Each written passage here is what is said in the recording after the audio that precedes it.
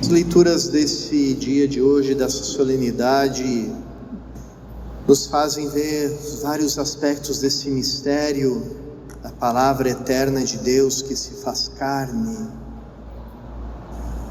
Primeiro a gente começa com a profecia de Isaías, quando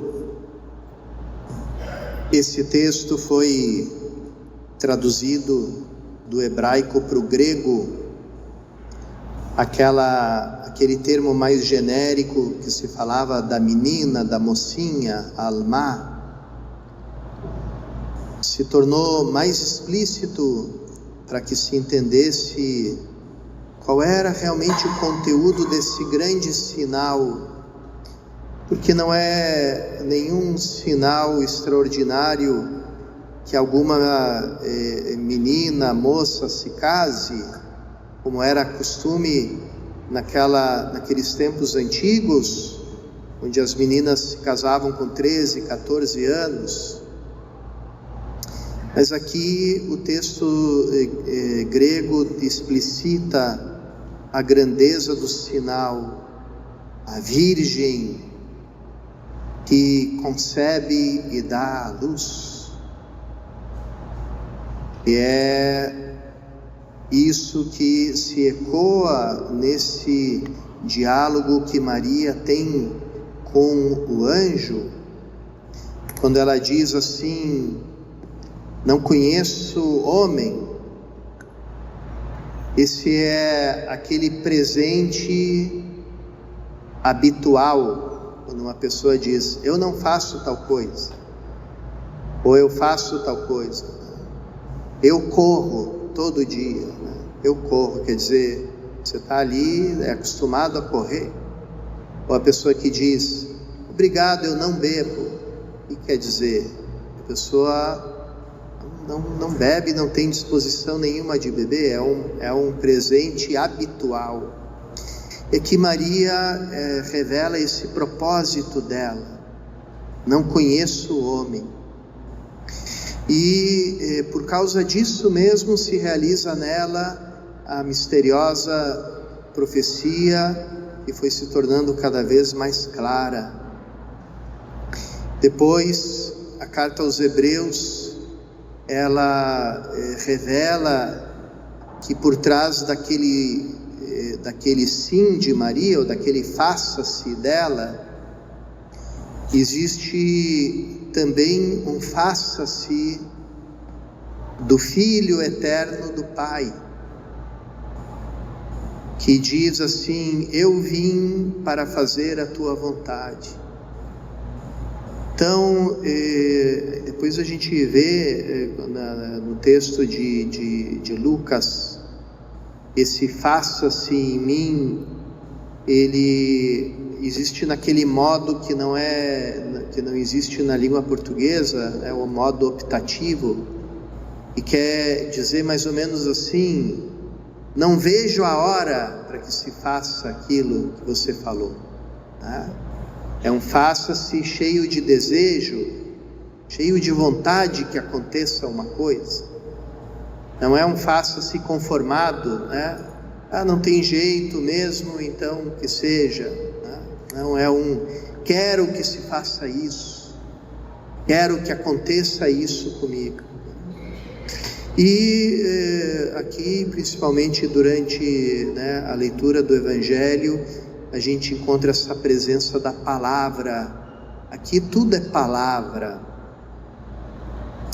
Não se fala de uma aparição do anjo, como no caso do relato de Zacarias, que é uma visão.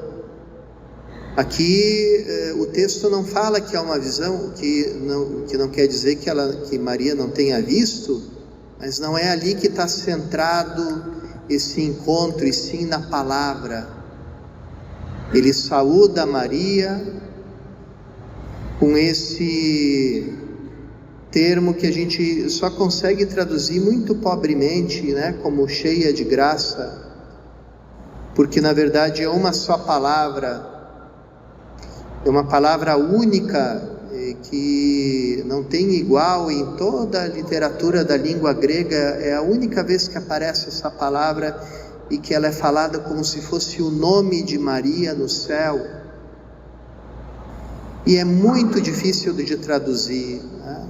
E é mais ou menos aquela, e desde o início, desde sempre, recebeu uma plenitude de graça.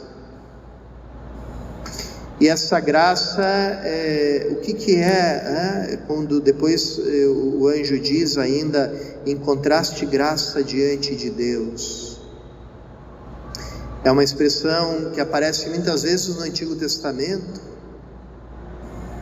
quando Deus se agrada de alguém, quando Ele olha para alguém e sorri, porque gosta dessa pessoa. Então, fulano encontrou graça diante do faraó, fulano encontrou graça diante do rei. Então, quando você olha para uma pessoa com amor e diz assim: eu gosto dessa pessoa, e aí você espontaneamente sorri quando olha para ela, esse é o encontrar graça. E Maria encontra diante de Deus essa graça plena, essa alegria plena, essa alegria completa. E o anjo explica para ela de que maneira ela vai ser mãe do Salvador, e usa essa imagem também própria do Antigo Testamento, quando Deus descia sobre a tenda da reunião, onde ficava a Arca da Aliança. Aquela tenda era coberta com uma nuvem. Depois, quando Salomão consagra o templo de Jerusalém, essa mesma nuvem desce sobre o templo. Depois, no Monte da Transfiguração, uma nuvem envolve a Jesus, se escuta a voz do Pai: esse é o meu filho.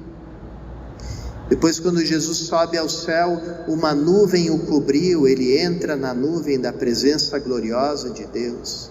Então, é disso que o anjo fala a Maria: o poder do Altíssimo te sombreará, te cobrirá com a sua sombra.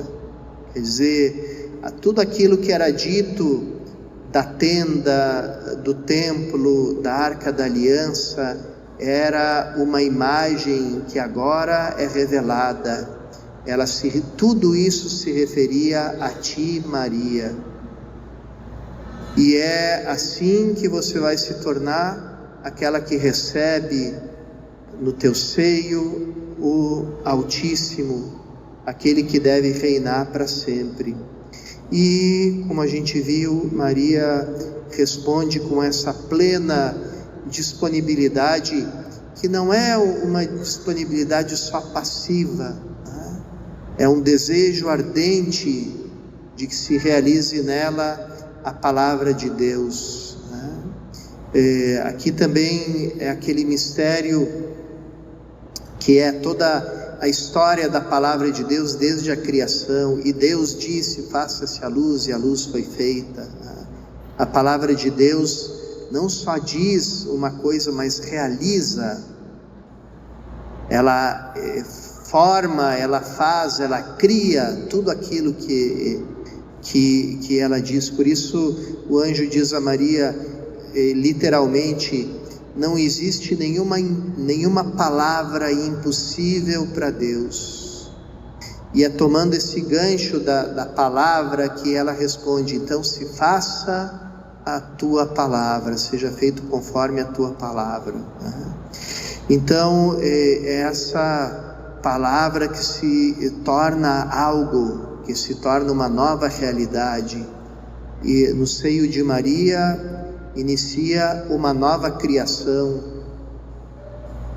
O novo céu e a nova terra brotam do seio de Maria, e é desse céu novo, dessa nova terra, que nós somos cidadãos desde o dia do nosso batismo, desde o dia em que fomos gerados e dados à luz pela Virgem Mãe, que é a Santa Igreja. e que temos a Deus como Pai, nos tornamos em Cristo filhos do Altíssimo e membros dessa nova realidade.